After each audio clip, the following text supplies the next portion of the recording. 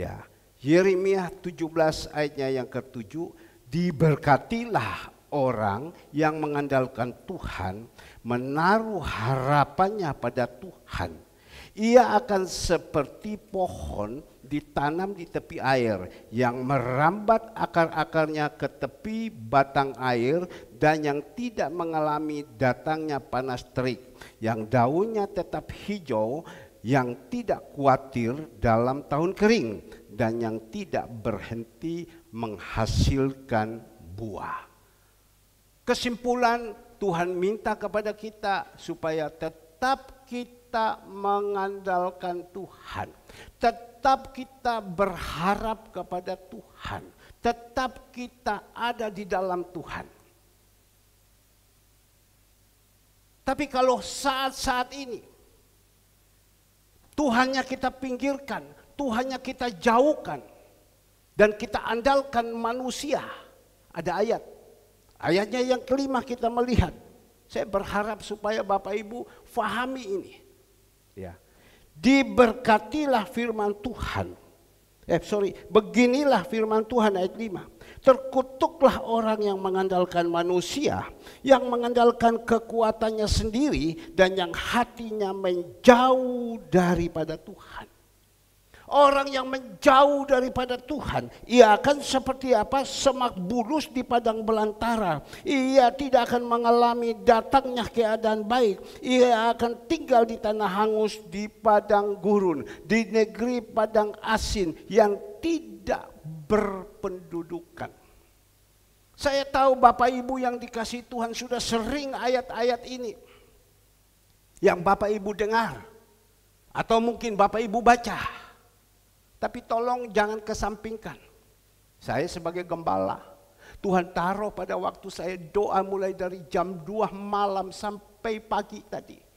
Tuhan bangunkan saya sampai tidak sadar dalam doa ini. Tuhan hanya kasih tahu, tolong beritahukan kepada jemaat-jemaat. Sekali lagi, Bapak, dia kalau sama anak, bahasa Jawa bilang dia suknya untuk anak-anaknya.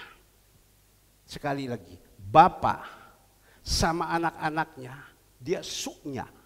Tahu suknya, dia pertaruhkan kepada anak-anaknya. Sama dengan gembala yang Tuhan percayakan, gembala yang benar. Dia suknya sama jemaat-jemaatnya. Apalagi yang jemaat-jemaatnya yang benar-benar ada di dalam jalannya Tuhan. Lebih suknya lagi. Sama dengan Tuhan Yesus. Tuhan Yesus kepada anak-anaknya. Kalau mereka anak-anak itu benar-benar ada di dalam jalannya Tuhan. Hidup di dalam kebenaran. Dia tidak pernah tinggalkan. Dia tidak pernah biarkan begitu saja. Dia akan benar-benar mempertaruhkan kuasanya. Berkat dia akan limpahkan. Kepada siapa? Kepada anak-anaknya. Maka itu mari, saat ini, inilah yang Tuhan pesankan kepada saya. Tolong ditangkap baik-baik. Jadi kami jadi anak-anak Tuhan, harus betul-betul berharap kepada Tuhan. Jangan kita berharap kepada manusia. Kalau kita berharap kepada manusia, hidup kalian itu tidak baik. Tidak pernah mendatangkan kebaikan. Bahkan hidup di padang belantara, tempat yang hangus kering. Tapi kalau Bapak Ibu berharap benar-benar sama Tuhan dan jalan di dalam jalannya Tuhan, Bapak Ibu senantiasa mendapatkan sumber air kehidupan yang datang kepada Bapak Ibu. Pagi hari ini kita belajar dari satu tokoh yang ada di dalam Alkitab. Mari sama-sama saya ajak kepada Bapak Ibu. Tadi pembukaan itu. Dan kita tahu saat ini kita lihat. Di dalam Mazmur 127 ayat 1 kita baca. Ya, sampai dengan ayatnya yang kelima. Mazmur 127. Saya minta supaya semua buka. Saya akan ajakkan kepada Bapak Ibu untuk membaca.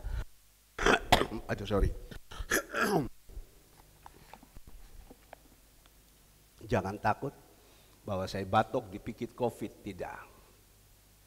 Saya batuk ini karena saya terlalu banyak berenang dan saya capek. Tapi sudah, saya bikin istirahat 2 hari, sudah enak semua. Ya, kalau orang yang COVID itu kepalanya pusing. Seperti tadi malam saya menghubungi teman saya, dia gembala sidang, di cucu hidungnya, mulutnya PCR. Dia bayar 300.000, dia masukkan di grup gembala. Saya angkat telepon dan saya doakan dia. Kenapa kamu? Aduh om, dia bilang. Kepala saya ini putar, dia bilang. Kepala saya ini putar, badan demam tinggi, segala semua. Ini kerongkongan sudah tidak bisa lagi. Dan saya pergi, ternyata saya positif. Saya doakan dia. Tapi kalau kita hanya batuk-batuk biasa saja, yaitu flu biasa. Tapi kita imani, ya. Kita makan dan minum tubuh dan darah Yesus dengan benar, itu semua Tuhan sudah bersihkan semua. Kita tidak perlu takut. Mari Mazmur 127 ayatnya yang ke-1 sampai dengan ayatnya yang ke-5. Semua sudah dapat? Oke. Berkat Tuhan pangkal selamat. Ya. Nyanyian Syiarah Salomo. Jikalau bukan Tuhan yang membangun rumah, sia-sialah usaha orang yang membangunnya. Jikalau bukan Tuhan yang mengawal kota, sia-sialah pengawal berjaga-jaga. Jemaat 1, 2, 3 yang keras, sia-sia kamu bangun pagi-pagi yang keras, dan duduk-duduk sampai jauh malam, dan makan roti yang diperoleh dengan susah payah. Sebab ia memberikannya kepada yang dicintainya pada waktu tidur. Sesungguhnya anak lelaki adalah milik pusaka daripada Tuhan, dan buah kandungan adalah suatu upah. Jemaat 1, 2, 3, seperti anak-anak panah yang di tangan pahlawan, demikian anak-anak panah masa muda. Ayo 1, 2, 3 ayat yang ke-5. Berbahagialah orang yang telah membuat penuh tabung panahnya dengan semuanya itu. Ia tidak akan mendapat malu apabila ia berbicara dengan musuh-musuh di pintu gerbang. Berbahagialah orang yang sudah membaca, jemaat Tuhan yang sudah mendengar, yang teristimewa melakukannya itu. Sekali lagi, berbahagialah jemaat Tuhan yang sudah membaca, berbahagialah jemaat Tuhan yang sudah mendengar, yang teristimewa jemaat Tuhan yang melakukannya.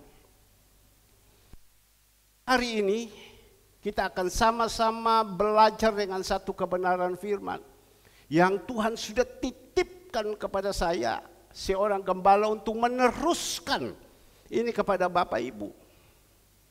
Agar supaya Bapak Ibu bisa benar-benar merenungkan kebenaran firman. Dan saya percaya kebenaran firman Tuhan itu tidak ada salah. Dari Kejadian sampai Wahyu itu semua adalah firman Tuhan. Tidak ada yang salah. Manusia boleh salah, tetapi kebenaran firman Tuhan tidak ada yang salah. Itu perlu dipertaruhkan titik, tidak ada koma lagi. Dan saya percaya kebenaran firman Tuhan ini yang sanggup merubah sifat watak karakter kita. Orang mengatakan, manusia mengatakan tidak mungkin karakter itu bisa berubah, tidak mungkin tabiat itu bisa berubah. Tetapi hanya satu kebenaran firman Tuhan yang bisa merubah. Sehingga ada satu kebenaran firman Tuhan, engkau telah dibersihkan dengan apa? Dengan firman-Ku. Dan saya percaya Bapak Ibu yang dikasihi Tuhan, semua kita yang ada sini termasuk saya, sudah banyak berubah. Sudah banyak berubah, tingkah laku kita ini sudah banyak berubah. Orang yang masih mau mendengar, orang yang masih mau beribadah, sudah banyak berubah. Coba Bapak Ibu renungkan baik-baik pagi hari ini. Ingat Bapak Ibu, pada waktu yang lalu bagaimana sifat kelakuan kita, tabiat-tabiat kita. Dan ingat saat ini, adakah satu perubahan apa tidak dalam kehidupan kita? Ada enggak? Saya percaya semua yang ada di sini sedikit pun pasti sudah berubah. Contoh saja, kalau saya dulu tidak mau peduli orang. Saya ego, bahasa Mandarin bilang ego. Kau punya, saya punya. Saya punya, kau punya. Saya punya sendiri. Ya. Tapi kalau sekarang sudah punya satu perubahan, hanya kepingin bagaimana memikirkan bisa berbuat menolong orang, hanya itu. Itu kan berarti punya satu perubahan. Tentu tidak sempurna. Kita manusia ini tidak sempurna, tetapi Tuhan minta kepada kita sempurna itu ada. Maka itu pertahankanlah, ikut dekat sama Tuhan. Jangan sampai kita mengandalkan manusia, jangan sampai kita mundur. Kita ikut Tuhan bukan hanya mencari harta dunia saja untuk supaya kita ikut Tuhan. Itu kita adalah orang-orang yang malang. Kita ikut Tuhan supaya ada satu perubahan di dalam kehidupan kita. Sehingga Amsal 10 ayat 6, disitulah Tuhan kirimkan berkat kepada siapa? Orang-orang yang sudah berubah, orang-orang yang benar. Maka itu Bapak Ibu yang dikasihi Tuhan. Berapa banyak orang mengikuti Tuhan, mencari Tuhan untuk supaya dapat dunia. Dunia itu fana. Tetapi marilah kita datang mencari Tuhan. Mencari Tuhan, engkau dapat Tuhan, engkau dapat segala-galanya.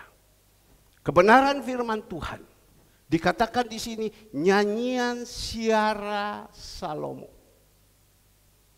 Nyanyian Siara Salomo. Kita tahu Salomo orang yang dipercayakan oleh bapaknya, yaitu Raja Daud. Sebelum dia meninggal, dia panggil Salomo. Salomo, sini. Ini tongkat estafet Papa. Ini adalah berkat dari Papa. Ayo, kamu lakukan. Jalankan. Ingat perintah-perintah Tuhan. Kamu jalankan dengan setia. Lakukan semua apa yang dikatakan oleh firman Tuhan. Lakukan semua. Salomo jalankan dengan setia. Dan kita melihat Salomo berhasil, ya, sampai dia bisa membangunkan bait suci di Gunung Muria yang begitu besar. Dan pada waktu itu dia berkemenangan, bisa membangun semua sehingga karena disertai Tuhan. Dan saat itu Salomo merasakan benar-benar dan dia pergi bersiarah. Siarah kemana? Ke tanah suci. Ya, tanah suci yang dia bangunkan pada waktu itu di situ. Dia pergi bersiarah. Salomo pergi bersiarah. Sama seperti kita, pergi bersiarah. Kalau kita orang-orang percaya Yesus, ya, pergi bersiarah kemana? Ke Yerusalem. Bersiarah ke Yerusalem. Ya. Kalau orang-orang seberang, mereka pergi bersiarah kemana? Ke tanah suci. Mereka pergi bersiarah ke sana dengan berkemenangan Salomo. Tapi Salomo memberitahukan, ya, agar supaya mengandalkan Tuhan itu engkau akan berkemenangan. Saya percaya pada waktu itu kalau Salomo tidak mengandalkan Tuhan, dia tidak akan melihat kemenangan demi kemenangan. Dia tidak akan melihat pertolongan demi pertolongan. Maka itu dipesankan Salomo agar supaya bangsa-bangsa ini semua mereka berharap kepada Tuhan. Sebab dia katakan di dalam ayatnya yang pertama, jikalau bukan Tuhan yang membangun, sia-sialah usaha yang membangunnya. Jika bukan Tuhan yang mengawal kota, sia-sialah pengawal berjaga-jaga. Salomo pastikan, sekali lagi, Salomo pastikan, karena Salomo tahu, kalau bukan Tuhan, dia tidak bisa membangun satu rumah Allah yang begitu besar. Ya. Yang sampai saat ini dipakai untuk orang pergi berziarah ke sana. Kami pergi ke Gunung Muria, di situ ditunjukkan oleh guide. Ini tembok-tembok yang sudah runtuh pada waktu Salomo dulu. Bangun begitu besar. Ya, tapi sudah habis. Sekarang sudah dibikinkan tempat macam-macam di situ untuk orang pergi berziarah. Ya, di situ juga ada tembok ratapan. Dari situ keluar pergi ke tembok ratapan. Nah, Bapak Ibu yang dikasihi Tuhan, karena Salomo tahu bahwa dia bisa lakukan ini karena Tuhan. Coba kita melihat apa yang dipesankan saat 2 Raja-Raja ayat 2. 1 Raja-Raja ayat 2. 1 Raja-Raja ayat 2. Saya baca. 1 Raja-Raja 2 ayat 1. Ya, ayat 1. Pesan Daud yang terakhir sebelum meninggal. Ya. Ketika saat kematian Daud mendekat, ia berpesan kepada Salomo anaknya, "Aku ini akan menempuh jalan segala yang fana. Maka kuatkanlah hatimu dan berlakulah seperti laki-laki.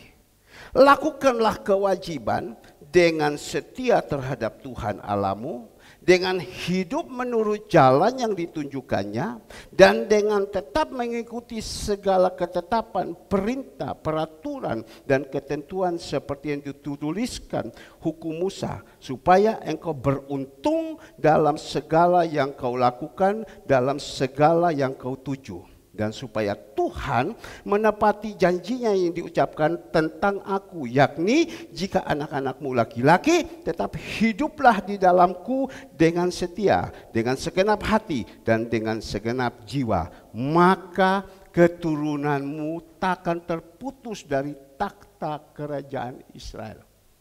Ini pesan Raja Daud agar supaya anaknya Salomo, saya percaya dia bisa pesan melalui anaknya Salomo. Padahal Raja Daud punya anak banyak. Ada Tamar, ada yang tergantung di ini. Siapa? Ya, ya. Banyak anak-anaknya. Kenapa Salomo? Karena tahu Tuhan taruh di dalam hati Daud, ini anak yang bisa dipakai, panggil dia agar supaya berikan ini. Pesan sebelum meninggal, dia pesan dulu. Ya, lakukan ini. Papa saya dulu juga begitu. Sebelum meninggal, dia panggil kakak saya. Dia pesan, "Kamu ingat ya, Papa mau meninggal. Ini harta daripada Papa ini kamu bagikan kepada adik-adikmu, ya, tidak boleh kamu ambil sendiri. Tapi Papa percaya kepada engkau, orang dunia. Kau ambil ini, kau bagi-bagikan kepada adik-adikmu." Dia pesan, kau jalankan semua ini pekerjaan Papa. Karena orang dunia, dia mau percaya kepada anaknya sebelum dia meninggal. Kau baca ini buku Samkok. Kalau kau baca ini buku Samkok dan bisa kau baca dan kau bisa artikan, ya, itu berarti engkau sudah sukses. Karena orang-orang dulu dia berpikir ini cerita sejarahnya orang leluhur kita. Baca ini, tetapi salah. Dia tidak kasihkan kepada orang yang takut akan Tuhan. Kakak saya bisa membaca, disuruh bagikan, ya, dia pesan. Ya. Tapi kalau kita jadi anak-anak Tuhan, lain. Pesan. Saya dulu pada waktu saya punya jantung sudah goncang, ya, naik di atas mimbar sudah kena serangan terus. Saya berpikir saya jalan. Anak saya masih kecil. Saya panggil Bapak Daniel. Saya panggil istrinya sama-sama karena beliau adalah wakil di sini. Kamu ingat ya, anak saya masih kecil. Kalau si umpama nanti saya jalan, ya, kamu jalankan ini, ya. Ngerti jalan. Wa inna lillahi rajiun. Karena pada waktu itu saya udah tidak kuat. serangan-serangan jantung itu yang begitu hebat. Dan pada waktu itu mereka, tidak Pak, kami berdoa, kami masih membutuhkan Bapak. Ya, kami masih terus membutuhkan, kami berdoa, Bapak jangan. Dan saya ingat almarhumah nangis di muka saya, jangan dulu pergi. Istri saya diam saja. Ya sudah, karena dia banyak tabah sudah. Anak saya masih kecil, saya pesan kepada mereka. Dan saat ini juga saya sudah pesan kepada anak saya, Andre, kamu ingat ya, ada apa-apa kamu harus jaga semuanya. Jemaat-jemaat Tuhan ini harus dirangkul dengan baik. Ya, dididik, diajarkan yang baik. Ingat ya, dipesan. Bahkan barusan ini mereka pergi waktu Sintia, pergi kepada kakak saya yang ada di Darmo, mereka lagi kumpul semua. Mereka pesan, Andre sini, kamu ingat ya, kamu hanya 2 kakak beradik, jangan kau lupakan adikmu ya. Ingat ya, jangan kau lupa adikmu ya. Aku pesan. Dan Kesia bilang, iya aku, Papa juga sudah pesan. Bukan bilang saya mau tinggalkan, tidak. Seperti ini contohlah. Raja Daud pesan kepada Salomo. Salomo lakukan yang baik. Salomo lakukan yang baik. Dan kita melihat dia lakukan yang baik. Dia menerima janji Tuhan, dia berhasil. Bisa membangun bait Allah yang begitu luar biasa. Sampai orang-orang yang ada di luar itu, mereka terhedek-hedek, mereka bingung. Kenapa Salomo bisa membangun seperti ini? Kenapa Salomo bisa berubah seperti ini? Sehingga mereka datang membawa berkat itu, termasuk Ratu Seba, mengirimkan kayu, mengirimkan emas, kemenyan, membawa semua untuk apa? Membangun tempat itu. Mari Bapak Ibu yang dikasihi Tuhan. Raja Salomo pesan, waktu dia sudah berkemenangan, dia berpesan agar supaya apa? Ya, kita membangun sesuatu, membangun rumah, harus kita berusaha bertanya-tanya sama Tuhan. Kalau kita tidak bertanya-tanya kepada Tuhan, itu adalah sia-sia katanya. Kita mau membangun kota, mengawal kota semuanya, kita harus bertanya-tanya kepada Tuhan. Kalau tidak, sia-sia semua. Kota Jakarta akan dipindahkan di Kalimantan. Saya percaya itu Tuhan yang memberikan visi misi kepada pemimpin. Siapa? Jokowi. Bisa pindahkan Jakarta ini, dipindahkan ke Kalimantan. Harus bertanya-tanya kepada Tuhan. Mari saya ajak kepada Bapak Ibu tentang bertanya-tanya kepada Tuhan. Saya matikan ya, AC ini bukan saya yang dingin, mungkin Bapak Ibu dingin, saya matikan.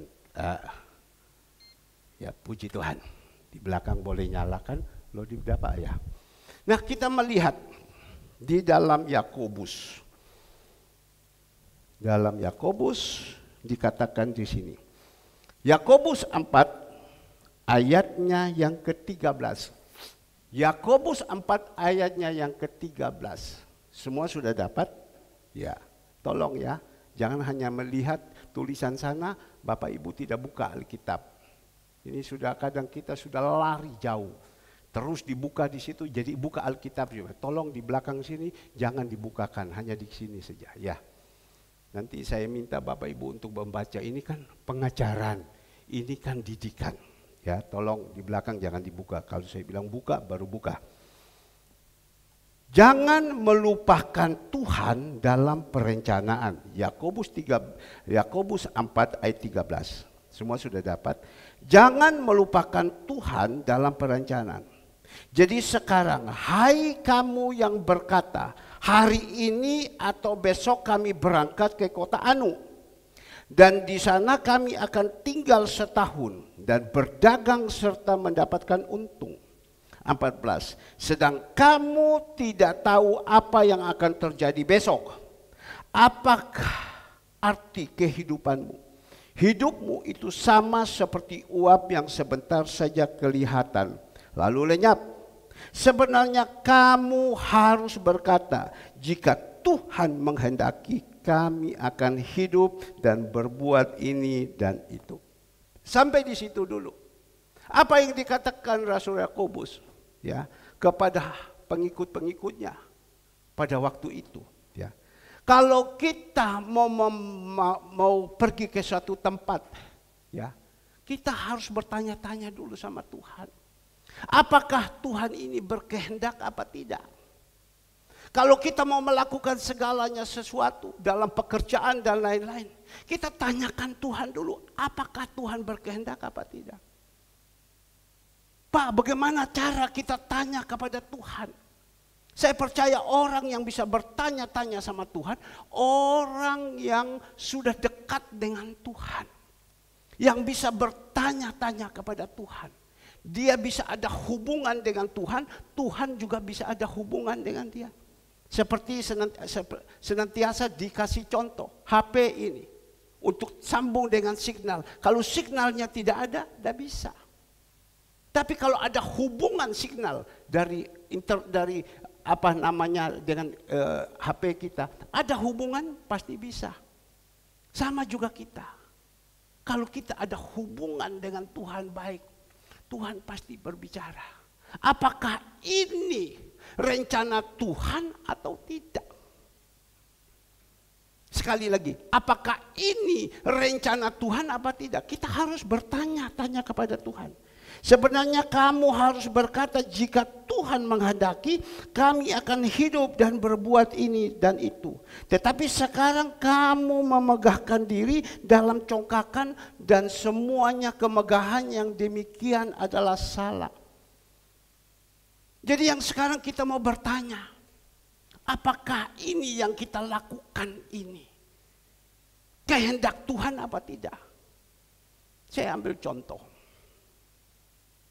Saya ini orang awam dari seorang pengusaha. Tiba-tiba Tuhan suruh sama saya, engkau jadi hamba Tuhan. Loh, Tuhan yang benar saja Tuhan. Apakah ini Tuhan engkau suruh kepada saya? Tentu saya berdoa. Ya, berdoa itu kan hanya masuk-masuk begitu saja. Tapi satu saat saya pergi ke Israel. Waktu saya pergi ke Israel ada KKR, saya mendapatkan satu suara yang begitu jelas.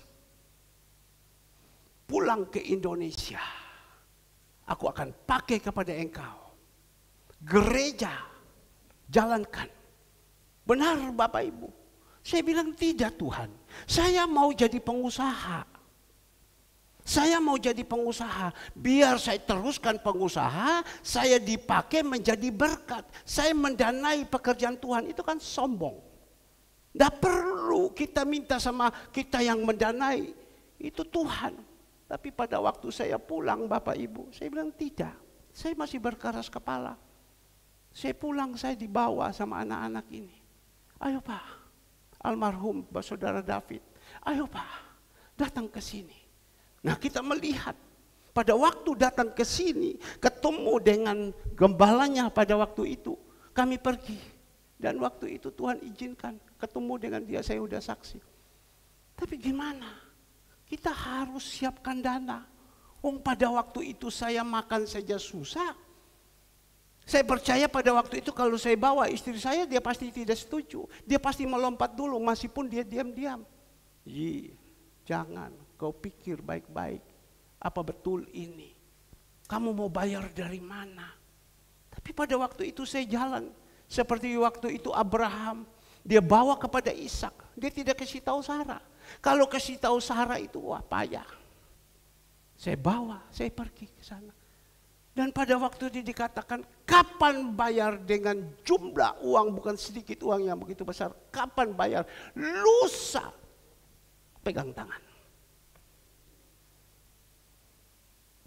Lusa, di rumah saja tidak ada uang. Nah ini Tuhan kita. Di rumah saja tidak ada uang.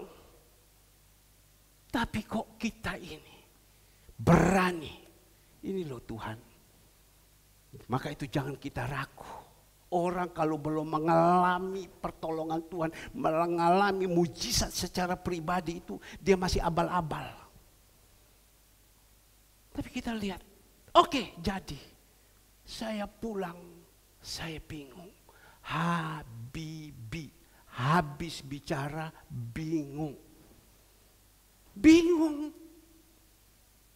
Saya pulang, benar saya kasih tahu kepada istri saya. Dari mana dana? Dia bilang, betul kamu ini ya. Dari mana dana? Tapi sudah, diam sudah. Yang penting engkau ikut saja. Saya tidak akan masukkan kamu di dalam jurang. Kalau bukan Tuhan kan uang itu tidak ada. Tetapi kita melihat, 2 hari saya janji. Padahal waktu itu uang tidak punya. Tapi 2 hari itu dikenapi. Dan pada waktu itu yang pendeta ini, yang gembala ini pintar juga. Di dalam gereja ini ada 10 keluarga. Dari segala macam bangsa. Segala macam suku. Suku Manado iya, suku Timur iya, suku Batak iya, suku macam-macam suku ada di dalam. Berkelimpangan semua di belakang. Dia pintar. Apa yang dia katakan? Pak, yang suku-suku ini saya tidak ikut. Bapak kasih saja sama saya uang ini, saya dapat ku masuk saku. Selesai. Nanti yang suku-suku ini Bapak urus sendiri. Nah, coba kita melihat.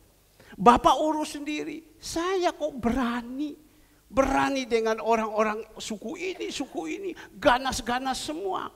Tapi saya bilang, oke, saya percaya karena roh Tuhan yang lebih besar yang ada di dalam hati saya. Oke, saya jalankan. Benar, hari yang kedua Tuhan sudah siapkan dana. Waktu saya sudah berikan kepada dia, saya harus menghadapi dengan suku-suku ini. Kita melihat ini orang gerang-gerang semua. Ini orang berani-berani semua. Bahkan mereka bisa angkat paha. Tunjuk, angkat belakang. Ya, mereka mau tunjak, tapi saya tidak takut. Coba bayangkan. Karena apa? Kalau itu Tuhan. Yang ketiga, bukan itu saja. Mengambil alih pekerjaan Tuhan ini. No surat. Ngerti? Tidak punya surat.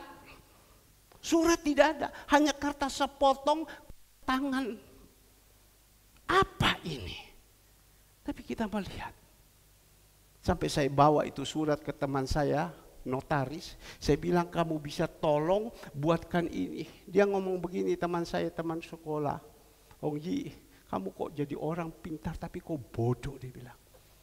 Beli rumah surat macam begini ini tidak ada hukumnya. Percuma, kamu kena bodoh. Kamu udah bayar ya sudah, kamu memang bodoh. Saya ini dibodoh-bodohin. Maka itu ikut Tuhan, kalau tidak dibodoh-bodohin bukan ikut Tuhan. Harus dulu dibodoh-bodohin, baru Tuhan yang beracara, Bapak Ibu. Kita melihat, tapi disitulah surat itu saya urus sendiri. Saya berhadapan dengan pemimpin. Di bagian tata kota, saya berhadapan dengan bagian pertanahan, segala semua. 1 bulan surat itu keluar, sertifikat hak milik. Kita melihat 1 bulan dengan anggaran berapa? Hanya 2 juta rupiah. Berikan kemuliaan untuk Tuhan Yesus. Itu sehingga pemimpinnya waktu sudah selesai, dia datang kepada saya, Bapak Pendeta, mohon maaf.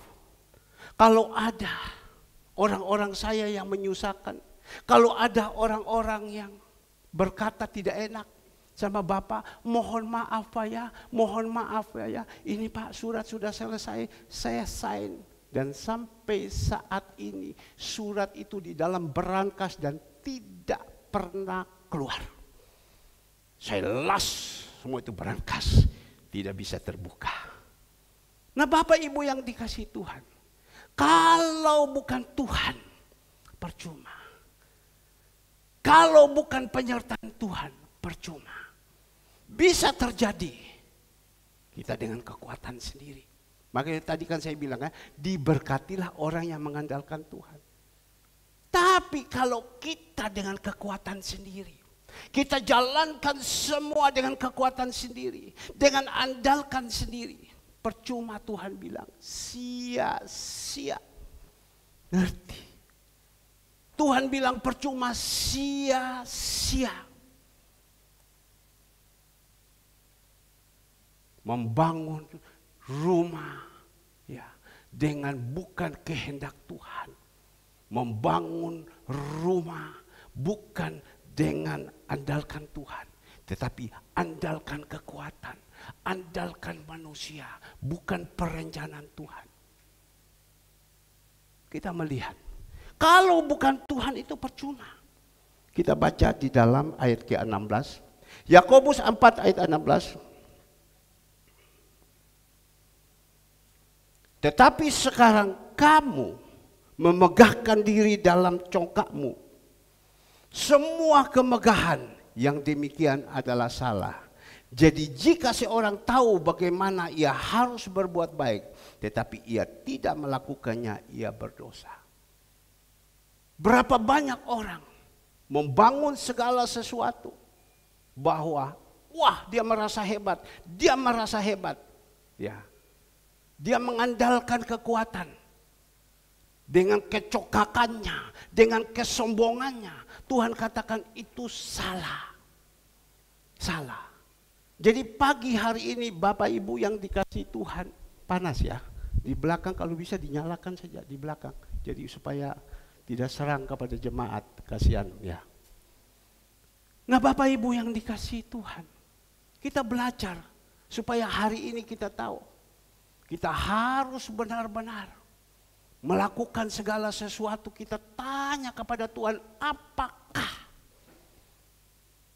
apakah ini memang kehendak Tuhan? Kita tahu semua tidak tertutup, ya Saudara Alfred dan Atalia hari Selasa akan dipersatukan di Malang. Bapak Ibu yang dikasih Tuhan, saya percaya semua diundang. Tadi Alfred ada minta sama saya, Om selesai saya minta sedikit. Saya mau sampaikan bersama Atalia untuk berbicara kepada Bapak Ibu. Tapi kan saya tanya dulu kepada dia.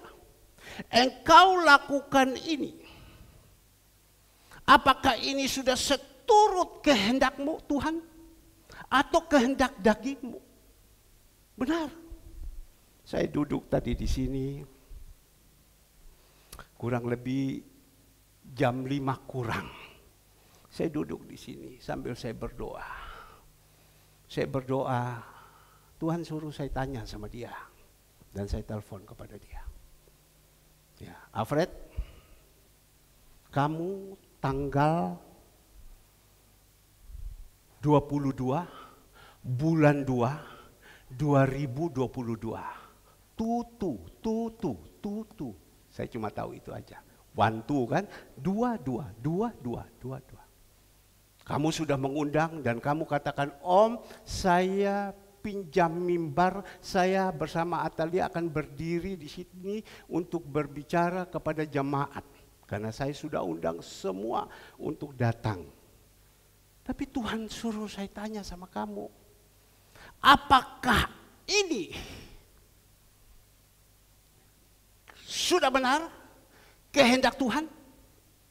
Saya percaya kalau ini sudah benar kehendak Tuhan, pasti Tuhan lancarkan. Tapi kalau tidak, itu akan terjadi jalan sini buntu, jalan sini buntu, jalan sini buntu, jalan sini buntu, kiri kanan buntu semua. Tanya sama Tuhan, sudah benar? Itu dulu. Itu adalah kehendak Tuhan, itu dulu. Sebab kalau kita memaksa, percuma. Tuhan bilang sia-sia, tidak ada gunanya. Tapi kalau benar-benar ini daripada Tuhan, ya saya percaya pasti ada satu jalan keluar segalanya semua. Sehingga apa yang saya katakan tadi, 2 hari lagi saya bayar. Sedangkan saya tidak pegang uang. Ini berbicara bayar waktu ambil alih gereja, bukan pernikahan. Karena saya tahu Tuhan suruh, pulang kamu, lakukan. Aku akan berbuat yang besar. Dan nanti kamu akan berdiri di mana, di situ jadi berkat. Berdiri di mana, situ berkat. Nanti begitu banyak yang datang. Tapi saya belum lihat sampai sekarang. Banyak yang datang, bahkan banyak yang mundur. Tapi kita yang bisa bertahan ini adalah orang-orang yang beruntung. Tapi kita melihat janji Tuhan, pulang sampai di sini, 3 hari saya ada di sini, baru sampai, langsung saya dibawa. Dan Tuhan nyatakan, saya percaya Tuhan suruh, Tuhan siapkan. Habis itu selesai Bapak Ibu, apalagi yang saya harus buat? Bukan langsung sudah jadi seperti ini, tidak. Ini ada jalannya, ini ada salibnya yang saya lakukan, tetapi Tuhan kita Yesus Kristus menyertai sehingga selesai. Saudara Alek mengatakan, Om, sudah mulai sekarang Tuhan bukakan lagi tentang yatim, makankan orang-orang susah. Ya, ini Tuhan sudah buka, ini kecil. Kita setia ini yang kecil. Tuhan bukakan lagi yang besar. Nanti Tuhan lagi pakai untuk membiayai dana orang-orang yang tidak bisa sekolah. Dana kalau kita bisa setia yang kecil. Maka itu ada dalam firman Tuhan Lukas 16. Engkau setia yang kecil, aku percayakan yang besar. Betul toh San? San, betul kan? Engkau setia yang kecil, Tuhan percayakan yang besar. Bagaimana kalau setia yang kecil saja kita tidak setia? Mana bisa percaya yang besar? Sama, saya pegang betul-betul. Tuhan akan buat. Maka itu Bapak Ibu, semua kita lakukan ini. Jangan kita seperti orang dunia. Mereka dikatakan, tetapi sekarang kamu memegahkan diri dalam congkakmu. Ya, ada orang, dia lakukan semua bukan seturut kehendak Tuhan. Dia lakukan dengan kekuatannya. Dia lakukan dengan cara dia. Tapi dengan kesombongan. Tuhan bilang apa? Itu salah. Saya coba baca. Bapak Ibu mendengar. Supaya bisa tahu. Tolong keluarkan. Tetapi sekarang kamu memegahkan diri dalam congkakmu. Dan semua kemegahan yang demikian adalah salah. Jadi tolong kita kasih tahu teman-teman kita atau kerabat-kerabat kita sesama seiman. Kalau bukan Tuhan, ya itu percuma, itu sia-sia. Saya dipanggil Tuhan jadi hamba Tuhan. Tapi kan saya tidak tahu. Tuhan tahu. Tapi Tuhan izinkan. Saya bekerja dulu. Saya bekerja dengan kekuatan saya. Susah payah saya bekerja. Saya kumpul, saya dapat. Saya dapat. Ada 12 biji kapal yang berderet di belakang saya. Saya dapat. Saya kerja hasil-hasil yang lain, saya dapat. Saya bisa pegang yang lain-lain, saya dapat. Tapi Tuhan itu tidak punya rencana saya di situ. Pada waktu saya dapat, saya jalan dengan angkat dada. Saya lakukan dengan kemegahan saya. Tapi akhirnya Tuhan turunkan. Bukan ini maksudku. Tapi kalau kita bekerja, Tuhan pakai kepada kita. Teman-teman saya banyak yang Tuhan pakai bekerja. Memang bekerja, dia berhasil, tapi dia rendah hati. Bapak Ibu tahu, yang donatur-donatur dari panti ini, itu banyak teman-teman saya yang rendah hati. Banyak teman-teman saya, atau banyak pengikut-pengikut saya yang sekarang berhasil, tetapi mereka itu orang rendah hati. Itulah mereka. Tuhan pakai. Mereka jadi bendahara. Tuhan pakai menjadi bendahara. Kalau kita mau berharap kepada orang-orang dunia yang angkuh, yang bermegah, tidak bisa. Malah dia hina kembali. Tapi Tuhan pakai orang-orang yang berhasil. Di faknya, tetapi dia punya kerendahan hati. Tinggal kita telepon, apa yang dijawab? Oe. Oe ko. Oe. Oe. Ngerti kata oe? Tanya ini. Pasti right. Oe. Oe. Arti oe itu iya. Iya. Iya. Orang yang rendah hati. Nah, kembali lagi Bapak Ibu yang dikasihi Tuhan. Apa yang Tuhan pesankan kepada kita? Ya. Di dalam Mazmur 127. Ayatnya yang kedua. Sia-sialah kamu bangun pagi-pagi dan duduk sampai jauh malam dan makan roti yang diperoleh dengan susah payah. Orang yang tidak ada di dalam jalannya Tuhan, orang-orang duniawi, mereka harus pertaruhkan hidup ini.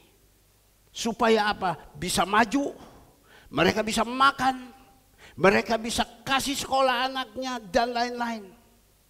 Tapi mereka tidak bertanya kepada Tuhan.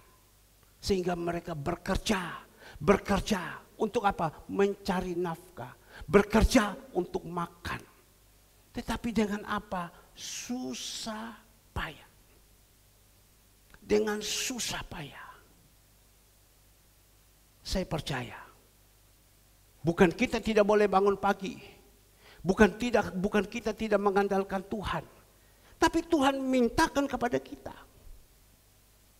Kalau kita mau benar-benar hidup takut ada di dalam Tuhan. Ada di dalam jalan Tuhan. Sebelum kita lakukan, kita cari Tuhan dulu dalam kehidupan kita. Kita cari dulu. Tapi kalau orang dunia ini kan dia bangun pagi, dia tanpa berdoa lagi, dia kejar karena mau menafkahi hidup ini. Dengan susah payah dari pagi sampai malam. Sekali lagi, dari pagi sampai malam. Orang dunia mengatakan kepala di bawah, kaki di atas. Dengan susah payah. Sebenarnya tidak perlu susah payah. Pagi-pagi kita datang kepada Tuhan. Memang benar itu. Kita cari Dia. Carilah Tuhan, maka engkau dapat. Kita ucap syukur kepada Tuhan. Kita serahkan seluruh kehidupan kepada Tuhan.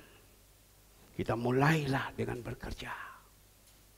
Saya percaya Tuhan senantiasa akan membuka jalan. Tuhan senantiasa buka jalan. Kenapa di dalam gereja senantiasa ada buka doa pagi? Sekali lagi, kenapa di dalam gereja ada buka doa pagi? Karena saat ini pandemi, kita sudah doa pagi melalui Zoom, oke, baik. Tetapi yang Tuhan minta, kalau dulu kita kumpul di sini, sama-sama. Wah, dulu kalau datang doa pagi bukan 15, dulu datang doa pagi 20 sampai 25 orang. Datang doa pagi. Itu orang-orang yang dalam keadaan hopeless. Sudah tidak ada harapan lagi. Karena mereka susah. Mereka datang mencari Tuhan. Mereka datang mencari Tuhan. Coba nanti tolong tanya sama saudara David ini. Dulu kamu sering tidak datang doa pagi. Kadang kita itu malu.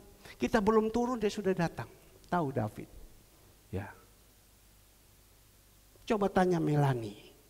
Sampai jalan kaki datang. Coba tanya Cicu. Tanya Eksan. Kalau Pak Toga Sirait tidak usah ngomong. Mereka sampai sekarang masih tetap ada. Tapi kita melihat. Itu karena mereka betul-betul putus asa. Mereka mau datang mencari Tuhan, mencari Tuhan. Cari Tuhan, baru di situ Tuhan buka. Kalau dulu ada semalam suntuk, doa semalam suntuk. Berapa banyak orang ikut doa semalam suntuk? Hampir kurang lebih 30 orang. Doa semalam suntuk. Masuk terus. Tahajud orang bilang. Mulai dari malam sampai pagi. Setengah-tengahnya makan. Cinyo bagian juru makan. Ya, atur makanan semua. Makan. Begitu banyak datang. Berdoa sama Tuhan.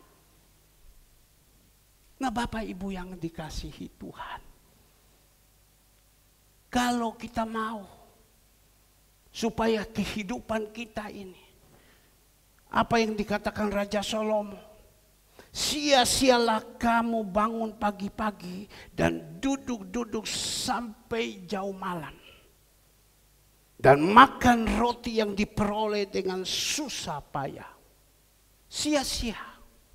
Kemarin Bapak Toga Sirait, dia berbicara dengan satu jemaat pagi-pagi kemarin.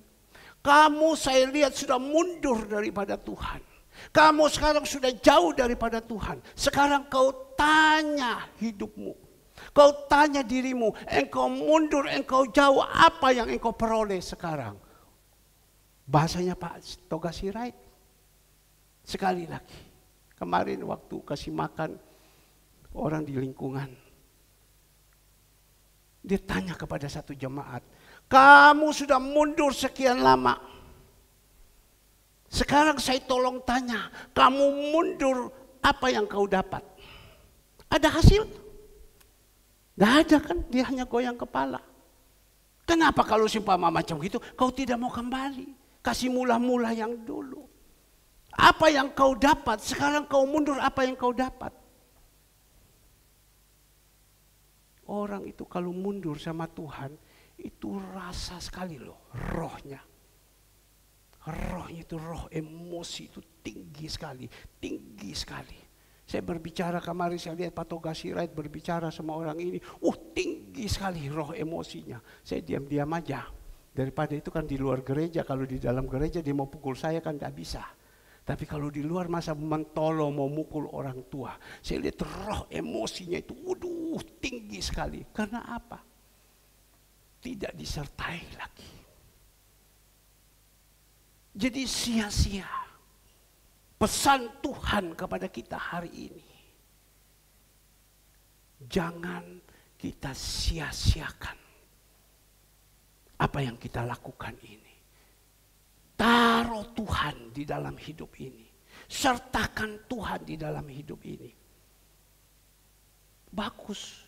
Berarti ini kan orang rajin. Pagi-pagi dia bangun, dia cari, dia kan rajin. Kalau malas itu dia tidak bangun. Bangunnya jam 10, jam 11 baru dia bangun. Ini sekarang dia rajin orang ini. Pagi-pagi sudah bangun seturut dengan firman Tuhan. Dia bangun, pagi-pagi dia sudah bangun. Ya, tapi kan kasihan. Dengan susah payah, hasilnya zero. Hasilnya kosong. Karena ini firman Tuhan berkata, dan makan roti yang diperoleh dengan susah payah. Sebab apa? Ia memberikannya kepada yang dicintainya pada waktu tidur. Ia huruf besar. Tolong dikeluarkan. Ia, ya.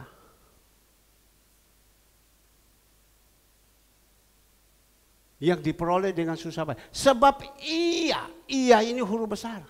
Ia memberikan kepada yang dicintainya pada waktu tidur. Coba kita renungkan. Pada waktu tidur pun Tuhan bilang kasih. Dia berikan, artinya apa? Dengan tidak susah payah, itu berkat itu turun. Dengan tidak susah payah, berkat itu turun. Dengan tidak susah payah, berkat itu turun. Kita harus bekerja. Ada 12 suku, 11 suku dikasih ladang untuk bekerja. Ada satu suku, suku Lewi, dia hanya melayani Tuhan. Tapi 11 suku ini bekerja. Kita lihat orang bekerja sekarang, kan susah payah. Cari keuntungan susah payah. Cari order susah payah. Berapa banyak gembala-gembala sidang. Mereka sekarang jual makanan. Terus membuka open PO, buka. Saya hanya bertanya, kenapa kamu seorang gembala sidang? Berarti kan pilihan Tuhan. Ya, dalam keadaan paceklik seperti ini, dalam keadaan pandemi begini, kenapa kamu harus terjun ini? Iya Pak, hidup tidak cukup Pak. Terpaksa kami buka PO. Loh, kamu kan sudah dipanggil Tuhan sebagai suku Lewi untuk melayani di meja Tuhan. Kenapa harus begini? Tidak cukupnya sampai di mana? Wah, betul Pak, kekeringan. Tapi saya tanya kepada dia, apakah kamu ini benar-benar panggilan Tuhan untuk jadi gembala, atau kamu datang sodor diri jadi gembala upahan? Itu kan ada dua. Ada gembala upahan, ada gembala yang benar. Gembala yang benar pertaruhkan betul-betul sama Tuhan. Pertaruhkan nyawanya kepada domba-dombanya. Kalau kamu ini apa gembala-gembala yang benar ini atau gembala upahan? Saya to the point berbicara. Ya, dah tahu Pak. Pokoknya saya sekarang open PO. Karena apa? Mereka ini minta kepada saya. Kami ini Bapak Ibu dari Jemaat Surya Kebenaran, sekarang sudah cukup ada nama. Kita tidak butuh nama di luar, tapi dari pemerintah sudah tahu bahwa kita ini kebiasaannya memberikan makan ke panti-panti, memberikan makan ke panti jompo, membawa ke orang-orang miskin. Sehingga dari Departemen Sosial sudah tahu Surya Kebenaran. Saya tidak pernah mempublikasikan nama saya di luar. Tetapi yang berurusan di pemerintahan, Departemen Sosial, itu Saudara Andre. Kemarin ditelepon, Andre, kamu kenal Pak Herman? Ya, Andre bilang, kenapa Pak? Dipikir polisi ini untuk apa? Atau ini untuk apa? Kenal Pak Herman. Ya untuk apa Pak? Ya kami tanya, ya kenal. Itu siapa itu? Dia gembala di gereja GBI Surya Kebenaran. Oh ya, kasih tahu ya. Terima kasih banyak ya. Sudah memperhatikan panti-panti asuhan. Saya mendengar katanya setiap hari dikirimkan makanan. Perhatikan pantai-pantai jompo. Karena panti asuhan, panti jompo itu ada hubungan link dengan menteri, dengan peni sosial. Ada hubungan. Jadi mereka sering datang. Kalau kita mau melihat ada beberapa waktu yang lalu di pelayanan kasih, kalau Bapak Ibu melihat ada seorang ibu kacamata dengan pakaian resmi yang mendoakan di situ. Itu dari Departemen Sosial. Mereka pergi ke sana, ditanyakan ini. Katanya, Pak, ini ada sumbangan terus makanan. Maka itu saya bilang kepada Saudari Ivon, saya berbicara kepada Tiffany, hari Sabtu go terus, ya, jalan terus. Gereja lingkungan ini dijalankan dan diteruskan ke Kembang Kuning. Bagi makanan di Kembang Kuning pada perlu diperbesarkan di sana. Ya. Kita lihat kemarin Saudara Ivon lakukan. Ya. Dan pergi di panti asuhan Agape, lihat di situ, keluar orang yang ada. Pergi, tidak apa-apa. Karena apa? Kita melakukan ini adalah ibadah yang sejati. Tolong kita keluarkan. Ibadah yang sejati. Yakobus 1 ayat 27. 26 dulu. Yakobus 1 ayat 26. Jikalau ada seorang menganggap, sekali lagi, jikalau ada seorang menganggap dirinya beribadah, kita sekarang menganggap dirinya beribadah, oke, fine, bagus. Tetapi tidak mengekang lidahnya, ia menipu diri sendiri, maka sia-sialah ibadahnya. Itu satu dulu. Kalau kita menganggap sekarang kita ibadah, tapi lidahnya tidak mengekang, membawa ke sini, membawa ke sana, yang menghancurkan segala semua, itu ibadahmu tidak ada guna. Tidak mengekang lidahnya. Artinya apa? Terus membuat suasana, membuat sini hancur, membuat sana hancur, membuat sini. Ini percuma ibadahnya. Tetapi ibadah yang benar, mari. Lanjut 27. Ibadah yang murni, bukan yang benar, yang murni. Emas yang murni, ya. Dan yang tak bercacat. Wah, gila. Ibadah yang murni dan tak bercacat di hadapan Allah, Bapa kita, ialah mengunjungi apa? Yatim, di garis bawahi dulu. Mengunjungi yatim. Mengunjungi yatim bukan hanya datang saja lihat, aduh kasihan ya Satno yo. Datang itu bawa, kasih makan, kasih minum, kasih kue, kasih dan lain-lain. Piatu dan janda-janda, mengunjungi yatim piatu dan janda-janda. Pantai Werda sana itu, atau di pelayanan kasih, ada di mana? Berapa banyak janda-janda yang sudah tua. Mohon maaf, difoto sampai bokongnya keluar dan lain-lain, karena mereka sudah tidak sadar diri lagi. Janda-janda dalam kesusahan mereka, dan menjaga supaya dirinya sendiri tidak dicemarkan oleh dunia. Orang-orang begini ini kan dikuabo sama orang dunia. Ngerti kuabo? Dihina. Tapi kita ini, kita bilang mau kita punya ibadah, mau tak bercacat. Lakukan ini. Tapi lakukan ini dari mana dana? Dari Bapak Ibu. Sekali lagi, dari mana dana? Dari siapa? Bapak Ibu. Jemaat Tuhan. Saya kadang bingung. Aksi buka WA, aksi peduli. Ayo jemaat yang mau sumbang, silakan. Jemaat yang mau sumbang, silakan. Mereka dimasukkan nama itu kan jemaat. Mereka keluar. Tidak mau keluar. Saya pikir orang ini gena apa tidak? Mereka keluar. Ada kan? Keluar katanya. Sudahlah, jangan keluar. Kalau kalian tidak mau kasih, ya sudah, tidak apa-apa. Nontok saja. Nanti kan kalian pasti dikasih jamah sama Tuhan. Pasti satu saat. Jangan bilang, wah kita seolah-olah dah tahu. Kita seolah-olah dah tahu. Mereka keluar. Saya bingung.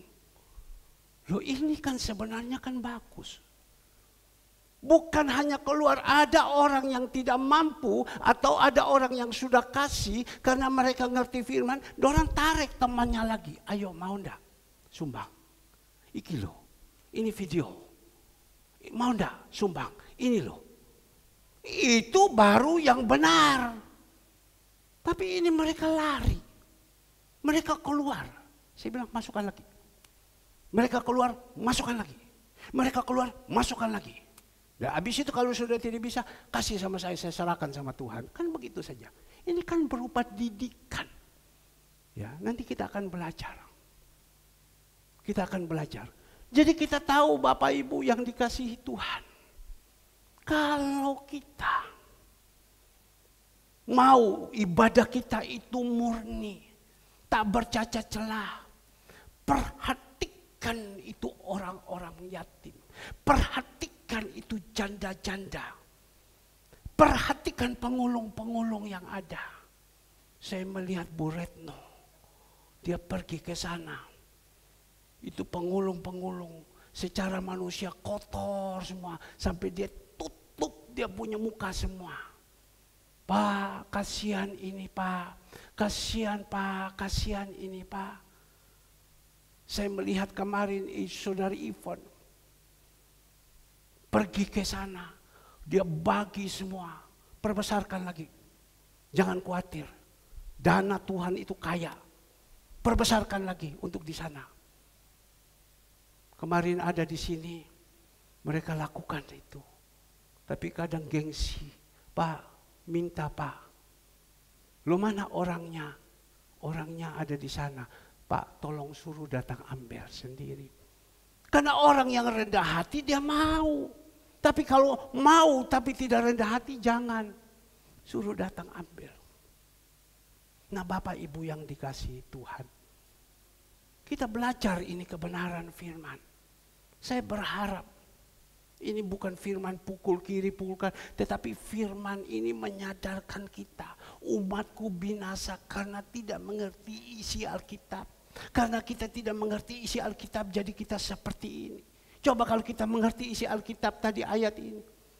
Memperhatikan orang yatim, memperhatikan orang-orang janda, memperhatikan pengulung-pengulung yang ada. Kita pasti tahu kita akan lakukan dalam hidup ini. Mari Bapak Ibu, kita tidak pernah akan miskin. Percaya itu, karena firman sudah berkata, orang yang melepaskan berkat tidak pernah kekurangan. Orang yang menahan-nahan pernah. Seperti Patoga Sirait, kau dapat apa? Ada tambah kaya? Kan tidak. Tambah hari bukan tambah baik, tambah susah. Coba ini. Kita belajar ini iman. Lakukan ini. Kita belajar. Nah, Bapak Ibu yang dikasihi Tuhan.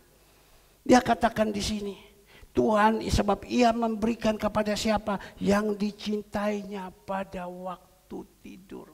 Kita berusaha agar supaya hidup kita ini dicintai Tuhan. Sekali lagi, kita berusaha agar supaya hidup kita ini dicintai Tuhan. Yohanes 15 ayatnya yang ke-6. Yohanes 15 ayatnya yang ke-6, tolong dikeluarkan. Barang siapa tidak tinggal di dalam aku, dibuang keluar seperti ranting, menjadi kering. Ya, sekali lagi ya, barang siapa tidak tinggal di dalam aku, berarti kita ini di luarnya Tuhan. Kita jauh daripada Tuhan. Ia dibuang keluar seperti ranting dan menjadi kering. Kemudian dikumpulkan orang-orang dan dicampakkan ke dalam api lalu dibakar. Inilah Bapak Ibu, ini ayatnya. Jam 2:30 pagi Tuhan taruh sama saya. Saya harus buka, saya lihat. Tuhan bilang, kamu lihat orang yang jauh daripadaku. Ya, dia sudah tidak mau lagi denganku. Dia sudah jauh, dia tidak mau lagi kasih mula-mula yang diberikan itu, dia sudah tinggalkan semua. Ya, ia dibuang seperti ranting dan menjadi kering. Renungkan ayat ini. Kita Bapak dan Ibu sama-sama kita periksa diri. Senantiasa kita berdoa, Tuhan tolong. Orang yang sudah mundur, kau tolong Tuhan, jamah mereka agar supaya mereka kembali. Orang yang sudah mundur, jamah mereka. Kenapa? Mereka sudah tinggalkan Tuhan. Ada mereka katakan, Pak, saya tidak tinggalkan Tuhan, Pak. Saya tetap berdoa di rumah terus. Saya tetap berdoa di rumah terus. Benar, berdoa di rumah itu harus. Yang Tuhan mau kepada kita yang saat ini, hari Sabat ini kita datang kepada Tuhan, kita mencari Tuhan, kita mendengar firman Tuhan, itu paling penting. Apalagi nanti sore ada perjamuan kudus yang akan memagari kita kalau kita makan dengan benar. Tapi dia katakan di sini, orang, ya coba kembali lagi. Orang barang siapa tinggal di dalam aku, ia dibuang keluar seperti ranting dan menjadi kering. Kemudian dikumpulkan orang dan dicampakkan ke dalam api lalu dibakar. Di sebelah ini tempat bakaran. Bukan bakaran mayat. Bakaran ranting-ranting yang sudah dipotong. Sudah tidak ada hubungan lagi dengan pokoknya. Dan jadi kering, tempatnya dibakar jadi debu. Saya percaya kita tidak mau, Bapak Ibu dan saya tidak mau seperti ranting yang sudah kering, yang sudah dipotong, yang akan dibakar. Tidak mau. Tetapi lanjut di dalam ayatnya yang ketujuh. Ayatnya ketujuh. Jikalau kamu tinggal di dalam aku dan firmanku tinggal di dalam kamu, minta apa saja yang kamu kehendaki dan kamu akan menerimanya. Ini ayat saya dapat. Saya duduk di sini Tuhan. Bukan ini. Beritahukan kepada jemaat. Kalau Bapak Ibu ada hubungan baik dengan Tuhan, ya, jaga hati semuanya, minta. Pada waktu panti sebelum jalan, Tuhan taruh kepada saya. Waktu saya doa, Tuhan bilang sudah, minta saja. Kamu mau apa? Minta saja. Minta saja. Kamu mau apa? Minta saja, Tuhan bilang. Ya, minta saja. Saya minta sama Tuhan. Pada waktu hari Kamis Tuhan bilang, makankan panti ini. Saya minta, Tuhan makankan panti. Dokunya mana? Saya minta sama Tuhan. Saya minta Tuhan. Saya minta Tuhan. Tuhan kirim. Pada waktu tidur Tuhan kirim. Pada waktu tidur Tuhan kirim. Pada waktu tidur Tuhan kirim. Jalan terus. Cuma minggu depan, hari Senin dan Selasa libur. Bapak, kenapa libur? Bapak baru sampaikan ini. Kenapa tidak cocok dengan firman? Kenapa harus libur? Ya, tapi Tuhan taruh di dalam hati saya. Biar istirahat dulu, karena banyak yang capek. Istirahat dulu. Hari Senin istirahat dulu. Ya, karena Bapak Ibu kan diundang untuk ke Malang. Supaya kalau tidak capek gimana? Ada yang begini, ya sudah istirahat dulu. Istirahat dulu. 2 hari istirahat. Tapi habis sudah itu genjot terus lagi. Istirahat dulu. Istirahat dulu. Saya tidak tahu. Karena barusan ini saya lagi ketemu dengan satu pengusaha yang punya hotel. Dia berkata kepada saya, Pak, kalau saya tidak sumbang dana, saya punya resto. Sekali lagi, kalau saya tidak sumbang dana, saya punya resto. Saya kirimkan makanan ini, ya, ke panti asuhan. Boleh? Oh boleh. Kenapa tidak? Saya bilang, boleh. Cuma memang kita membuka ini, kita juga membuat lapangan kerja. Kita membuat ini semua juga untuk jemaat. Mereka bisa melayani, ada lapangan kerja, mereka bisa melayani. Tapi kalau seumpama Bapak punya resto, kan masing-masing manusia punya resto, oke. Nanti silakan kirim saja. Mungkin ada hari-hari yang kosong, saya suruh kirim. Gitu loh. Dan tetap jalan. Maka itu Bapak Ibu yang dikasihi Tuhan. Pada waktu tidur. Ya, maksudnya apa? Bisa juga pada waktu tidur kita tidur. Tiba-tiba Tuhan bilang bangun. Lihat HP. Tiba-tiba itu berkat. M-Transfer ada. M-Transfer ada. Itu ada loh. Sering saya lihat seperti itu. Sering saya lihat seperti itu. Persis 2-3 hari yang lalu.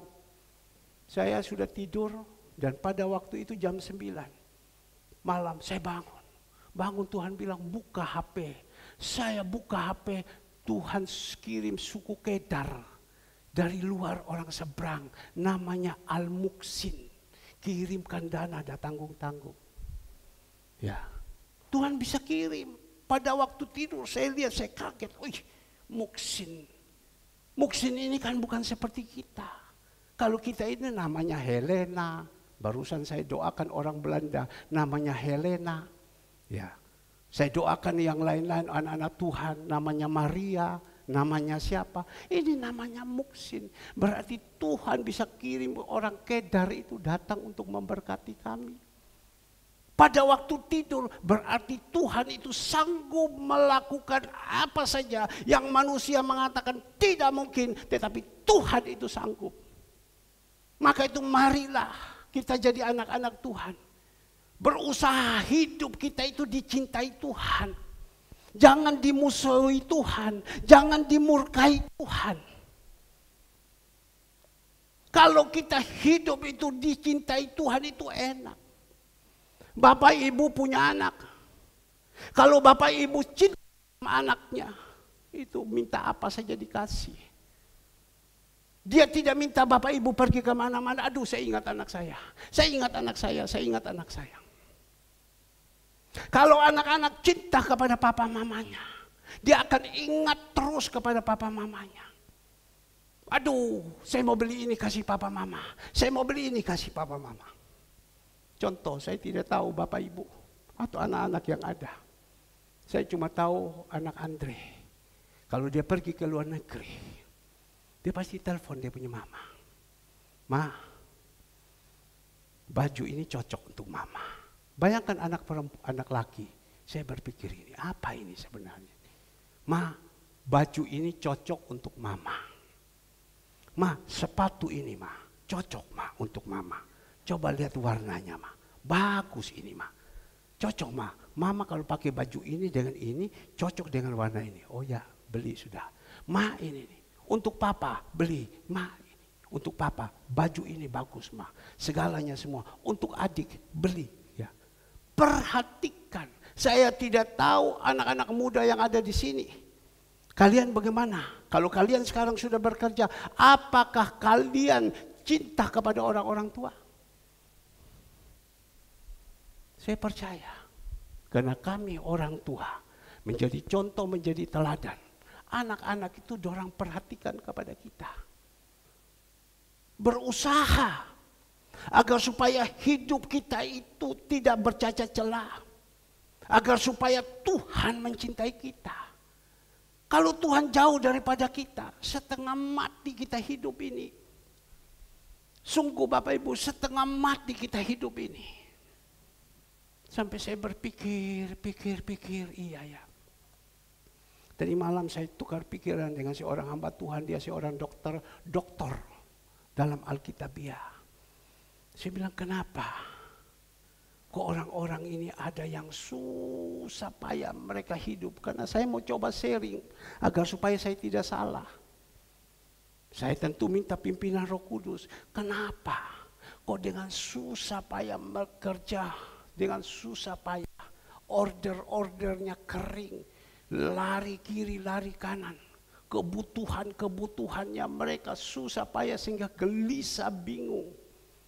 Jadi dia bilang satu itu karena dosa. Saya ingat langsung pada waktu Tiffany sampaikan. Kenapa orang bisa hidup khawatir? Kenapa hidup takut, gelisah ke depan? Kenapa? Karena dosa. Dia ambil contoh Adam dan Hawa. Waktu Adam dan Hawa sebelum melakukan dosa, mereka fine-fine saja ada di Taman Eden, sinang-sinang orang bilang. Tapi pada waktu apa yang dilarang Allah, buah ini jangan kamu ambil. Tapi mereka lakukan, mereka tidak taat, mereka tidak setia, mereka ambil. Dan saat itu terjadi dosa dalam hidup mereka, mereka takut. Sehingga Tuhan teriak kepada mereka, Adam, Adam. Pada waktu itu hanya baru di dunia, muka bumi hanya dua, Adam dan Hawa. Adam, Adam. Atau Hawa, Hawa. Di mana pasanganmu ini Adam? Di mana pasanganmu Hawa? Lari mereka sembunyi. Dan apa? Telanjang. Karena dosa. Jadi bisa hidup dalam kekhawatiran, hidup dalam ketakutan. Saya mendengar firman Tuhan ini. Saya langsung introspeksi. Apakah saya juga hidup dalam ketakutan? Hidup dalam kebingungan, hidup dalam kekhawatiran. Saya periksa. Kita kan harus periksa. Sebentar kita akan makan dan minum tubuh darah Yesus, kita harus periksa. Ada dosa apa tidak? Ada dosa apa tidak? Kita harus periksa. Tapi kita melihat, lari mereka. Saya periksa, iya ya. Saya juga agak ketir ya, agak takut ya. Berarti saya ini masih ada dosa. Dosa apa saya? Saya periksa. Saya mau buang. buang. Maka itu sekarang saya sudah tidak mau masuk dalam dunia lagi. Ya, saya buang, saya buang, saya buang. Coba kalau kita masih khawatir, masih takut. Hari ini kami butuh dana hampir kurang lebih 7 juta. Ini kosong hati saya. Kosong. Bapak Ibu, kalau mungkin, ya mungkin Bapak Ibu karena mohon maaf, ada yang terbeban, ada yang tidak terbeban. Tetapi saya sebagai pemimpin ini kan bertanggung jawab. Kalau mati ini lampu, bagaimana ibadah, bagaimana sum, dan lain-lain semua. Ya, pasti ketir. Hari Minggu ini pengumuman gereja ditiadakan. Karena apa? Gembala naik sepeda motor mau pergi kejar dulu, cari utang di mana-mana, cari pinjaman di mana-mana, cari mengemis di mana-mana untuk bisa membayar listrik ini. Tapi saya tenang-tenang aja. Saya tenang-tenang aja. Saya tahu kalau kita dalam kebenaran, Tuhan itu tidak pernah tinggalkan. Saya percaya. Tidak ada kekhawatiran, ketakutan. Ada kekhawatiran, ketakutan, maka itu saya tanya diri saya ini gimana sebenarnya? Tuhan, saya ada dosa apa? Saya ada dosa apa? Maka itu Bapak Ibu yang dikasih Tuhan. Berusaha hidup kita ini dicintai Tuhan. Itu kuncinya. Yang ketiga kita lihat. Sesungguhnya ayat ketiga, anak lelaki adalah milik pusaka daripada Tuhan. Dan buah kandungan adalah suatu upah.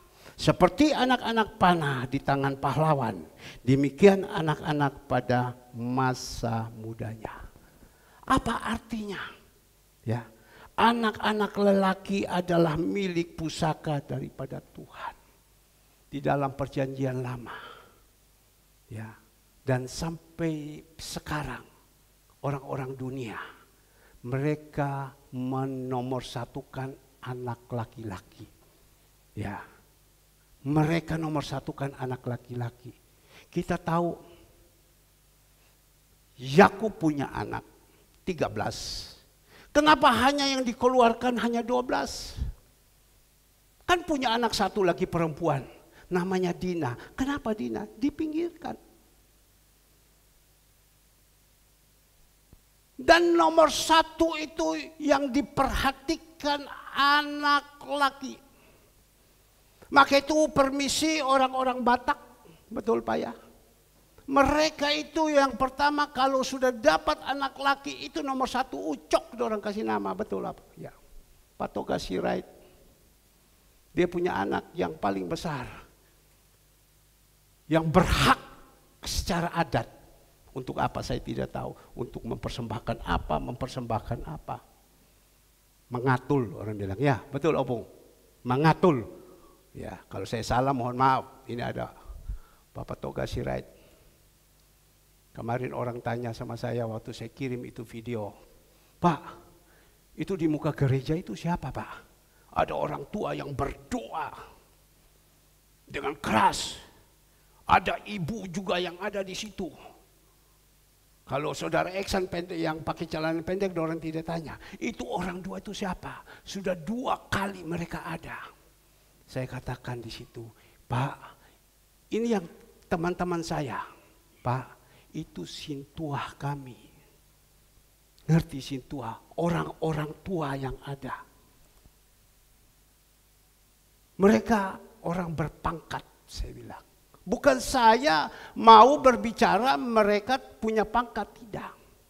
Orang berpangkat. Kemarin saya panggil sebelah ini. Dulu kan dari Telok Lema sebelah ini. Saya bilang kamu sudah ambil duluan, ini sebenarnya saya mau ambil ini tempat. Supaya kamu tahu tanah ini punya kamu, ini ada sama saya bilang. Oh aku udah tahu Pak. Aku beli ini tempat ini tidak ada surat Pak. Ini surat ini Pak. Yang Bapak punya ini ada sama saya. Itu dulu zaman dulu orang kasih. Dari yang tinggal lama. Ini ada sama saya ini surat. Gambarnya semua. Tapi udah apa-apa Bapak pakai. Makasih Pak, makasih Pak. Oh jadi surat ada di tempat saya. Bapak iya, bisa Bapak kasih sama saya itu surat. Tidak bisa, udah jadi satu. Sertifikatnya udah jadi satu. Jadi tidak bisa, tidak apa-apa. Bapak pakai aja, nanti kapan-kapan kalau udah cocok Bapak saya suruh keluar. Jangan Pak, jangan Pak. Ditanya sama saya, Pak, selama 2 minggu ini Bang, itu orang-orang tua yang ada itu siapa Pak? Kita juga harus berhikmat. Dia dari angkatan laut juga. Ya, kita harus berhikmat. Saya bilang itu angkatan. Angkatan mana Pak? Biasa, laut. Bintang Pak, bintang. Dan bintang kejora. Oh iya. Bintang, saya bilang. Benar kan? Kalau Ibu Ripa kan bintang. Bintang 2. Bapak Ripa kan bintang 2. Kalau Pak Toga Sirait kan bintang 1. Ya, bintang kejora. Oh iya. Kalau tidak berhikmat bagaimana? Dan juga ada yang tanya, siapa Pak yang mendoakan keras itu Pak? Itu orang-orang atasin tua kita. Oh ya, memang perlu katanya.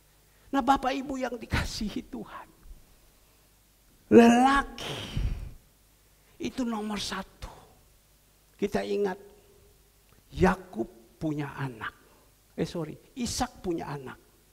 Ada Esau dan Yakub. Hak sulungnya itu anak laki yang paling besar, yaitu Esau. Tapi kan Esau tidak kena, dipindahkan sama Allah dengan caranya bagaimana, jatuh kepada Yakub. Maka itu kita juga punya anak-anak ini. Ya. Kadang kita orang tua perhatikan anak-anak yang laki, tetapi kalau kita sekarang sudah tidak, sudah zaman bebas. Kita juga harus perhatikan kita punya anak perempuan. Anak perempuan juga kita perhatikan. Tapi saya merenungkan firman Tuhan ini. Dia katakan sesungguhnya anak-anak lelaki adalah milik pusaka daripada Tuhan. Segalanya semua berikan kepada mereka. Mereka yang melanjutkan. Tapi saya bilang jangan, saya bilang. Bukan kita lari dari kebenaran. Ya. Tapi kita juga harus perhatikan kita punya anak-anak perempuan. Dan kita harus berdoa anak-anak perempuan kita supaya mendapatkan lelaki yang baik. Lelaki yang bertanggung jawab. Lelaki yang ada kerja. Mana ada orang tua kalau melihat anak perempuan kita menikah. Mendapatkan lelaki yang tidak benar. Dia terlantarkan, susah dan lain-lain, bagaimana? Kita orang tua sudah memikirkan semua. Maka itu tadi saya bilang, pada waktu Andre pergi ke tantenya waktu Kyonghi, tantenya ngomong, Andre kamu ingat, kamu berdua ya, jangan kau tinggalkan adikmu. Dan Kesia jawab, iya aku papa sudah pesan juga. Oh ya wes, saya percaya kau anak baik. Karena semuanya diperhatikan seperti itu. Memang dalam kebenaran firman Tuhan seperti itu. Maka itu sesungguhnya anak-anak lelaki adalah milik pusaka daripada Tuhan. Dan buah kandungannya adalah suatu upah. Dan seperti anak-anak panah di tangan pahlawan, demikianlah anak-anak panah masa mudanya. Ayat kelima yang terakhir. Ayat kelima yang terakhir. Sama-sama kita melihat ayat 5 yang terakhir. Berbahagialah orang-orang yang telah membuat penuh tabung panahnya dengan semuanya itu. Ia tidak akan mendapat malu apabila ia berbicara dengan musuh-musuhnya di pintu gerbang. Dikatakan di sini berbahagia orang-orang yang telah membuat penuh. Ya. Dalam kehidupannya, dia senantiasa menabur terus yang baik, memenuhi semua apa yang Tuhan sudah perintahkan. Sehingga Tuhan berkata, berbahagialah orang yang telah membuat penuh tabung panahnya dengan semuanya itu. Kita ambil contoh. Kalau kita semua kita jadi orang bekerja, Hasil daripadanya semua itu kita sudah depositokan semua itu uang. Contoh. Depositokan uangnya semua. Kita kan sudah tidak perlu takut lagi. Karena kita bekerja. Dengan susah payah kita mendapatkan berkat ini, kita masukkan deposito. Kita sudah tidak perlu lagi takut. Ini contoh secara jasmani. Ya. Kita tidak perlu takut lagi. Dan dikatakan tidak ada orang kuabo sama kita. Tidak ada orang hina kepada kita. Karena kita sudah punya tabungan. Mau apa? Korek tabungan. Mau apa? Korek tabungan. Yang kedua contoh. Ya. Kalau kita jadi prajurit. Ya. Anak panah itu. Benar-benar dia sudah siapkan, dia sudah buat yang terbaik. Prajurit ini. Tadi saya ada berbicara, siapa mereka?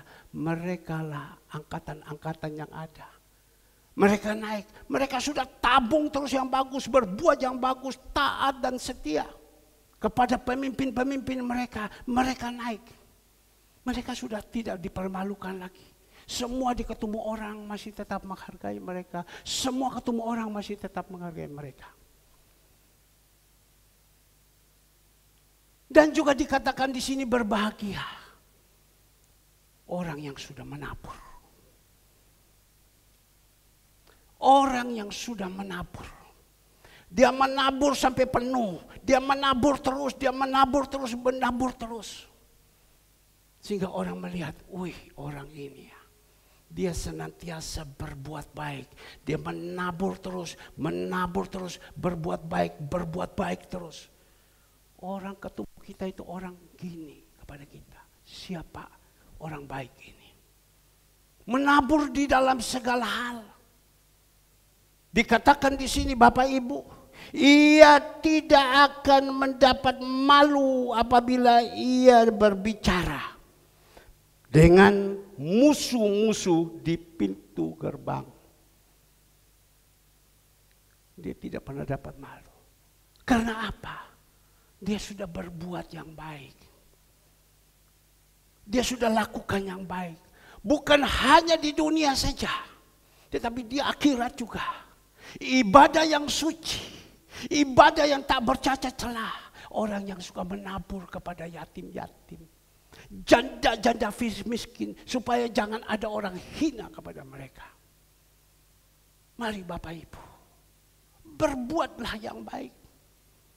Berbuatlah yang baik. Terutama kepada siapa? Kepada sesama seiman. Apakah kita mau mengerti ini apa tidak? Atau kita cuekkan saja? Tapi kalau kita sendiri tidak pernah berbuat dan tidak pernah menabur, apa yang kita mau kejar sama Tuhan? Apa yang kita mau minta sama Tuhan? Sekali lagi. Tapi kalau kita tidak pernah berbuat yang baik, kita tidak pernah menabur. Apa yang kita mau minta sama Tuhan? Tuhan dari atas itu dia hanya geleng-geleng kepala. Karena dia tahu. Amsal 15 ayatnya yang ketiga. Ada mata Tuhan yang melihat perbuatan-perbuatan kita.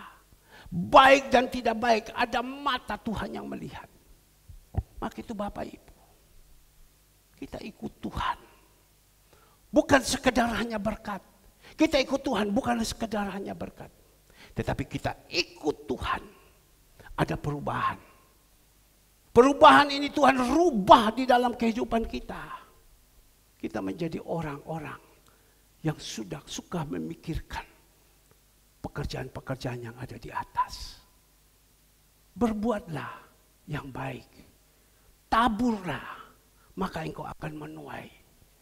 Bagaimana kita bisa menuai kalau taburan tidak ada? Coba Bapak Ibu yang dikasih Tuhan. Bagaimana kita bisa menuai kalau taburannya tidak ada? Saya senantiasa mengatakan, kamu lihat ini, saya tabur terus. Saya bukan tabur uang, saya tabur kebaikan terus. Saya tabur kebaikan terus. Dan saya akan menuai. Satu saat saya akan menuai. Saya tabur kebaikan terus. Anak-anak saya, mantu cucu dia, semua tidak pernah kekurangan dan tidak akan menjadi peminta-minta. Karena apa? Saya tabur terus yang baik. Memang taburan itu, melakukan itu tidak enak. Itu adalah pengorbanan. Dengar baik-baik Bapak Ibu. Memang lakukan ini kalau orang bukan punya iman tidak bisa. Gimana saya mau berbuat baik? Dia jahat sama saya. Tuhan bilang, kalau engkau bisa berbuat baik kepada orang yang berbuat baik kepada engkau, semua itu bisa. Tapi yang paling susah, engkau berbuat baik kepada orang yang jahat kepada engkau. Itu tidak ada di mana-mana. Berbuatlah yang baik, berbuatlah yang baik. Kalau belum mampu seperti itu berarti belum punya kesadaran dalam hidup kita. Kita minta kepada Tuhan, saya mau melakukan ini, saya mau melakukan ini. Tapi kalau kita tidak mau melakukan, itu sia-sia. Sia-sia. Itu sia-sia. Kita lakukan apa saja setiap hari itu, semua itu kosong, omplong. Sia-sia. Biar pada pagi hari kita renungkan. Maka itu kita jadi anak Tuhan, iman kita itu harus bertumbuh. Iman kita itu harus bertumbuh. Ayo, berbuatlah yang baik. Jangan kita hanya bisa berkata di atas mimbar, tetapi kita tidak bisa melakukan. Itu sama dengan orang Farisi dan ahli-ahli Taurat. Tuhan bilang pengajaran mereka engkau dengar. Ya, tapi tingkah lakunya jangan kau turuti. Tapi pelajaran-pelajaran ini yang diajarkan kau harus lakukan. Tapi tingkah lakunya. Maka itu kita jadi orang. Bisa berbicara, bisa melakukan. Saya berusaha Tuhan. Ini firman bukan untuk Bapak Ibu saja. Tetapi firman ini untuk saya. Ini untuk saya. Habis dari saya baru masuk kepada Bapak Ibu. Sore kita akan dengar firman Tuhan tentang mengucap syukur. Sore kita akan dengar firman Tuhan tentang mengucap syukur. Bisakah kita mengucap syukur senantiasa dalam segala hal? Bisa mengucap syukur. Seperti 5 roti dan 2 ikan. Tuhan Yesus memberikan ada 5.000 orang makan. Sebentar disampaikan oleh saudara Alek. Tapi sebelumnya diangkat dulu dia ucap syukur. Dengan 5 roti 2 ikan. Itu satu pengajaran. 5 roti 2 ikan. Mau bisa ucap syukur bagaimana? Gaji 1 juta. Pengeluaran 3 juta. Mau ucap syukur dari mana? Sudahlah disyukuri saja. Disyukuri saja, nanti kan Tuhan bisa atur. Gereja ini pertama kali Tuhan izinkan berdiri. 1 kali ibadah, uang hanya 90.000 kolektif. 1 kali ibadah, uang 90.000. Sedangkan setiap minggu keluar 1 juta sampai 2 juta. Bagaimana 90.000 ini bisa bertahan dengan 1 juta 2 juta? Sedangkan Tuhan sudah memanggil kepada kami untuk full tinggalkan. Saya ini nekat, tak tinggalkan itu kerjaan semua. Saya melayani Tuhan. Uang kolektif hanya 90.000. Kalau orang sudah datang naik sepeda motor saja di sini saya sudah senang. Kalau orang sudah datang naik sepeda itu saya sudah senang.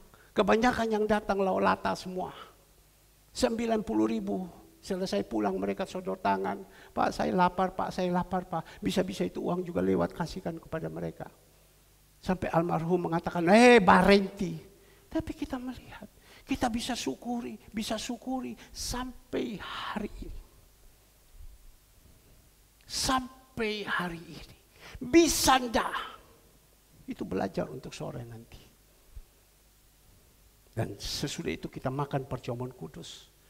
Nah kita melihat makan perjamuan kudus. Kita periksa kembali pagi hari ini?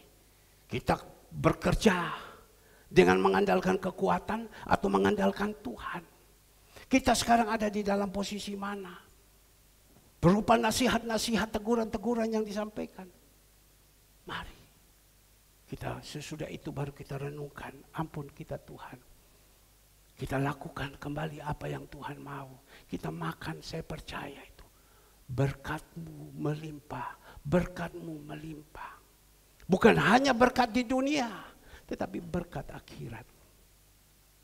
Biar pagi hari ini, kita yang sudah dengar firman, belajar hidup ini, tabur di tempat yang siap di yang benar. Jangan sampai tabur yang salah. Kalau Bapak Ibu tabur yang salah, Bapak Ibu akan tuai itu yang salah. Tapi kalau Bapak Ibu tabur yang benar, Bapak Ibu akan tuai. Saya rasa sekian, biar pemusik singer kita nyanyikan dan sebentar kita masuk di dalam